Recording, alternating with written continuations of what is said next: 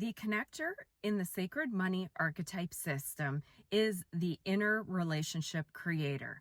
So a connector is a person that is all about bringing peace, love, and connection in the world. They're probably always the one that want to get out, or they know a guy, know a gal, and they're always connecting people.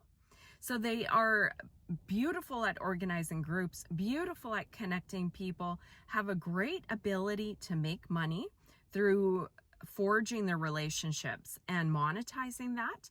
But these individuals often could care less about making money and would love for somebody to just take care of it for them. Does this sound familiar?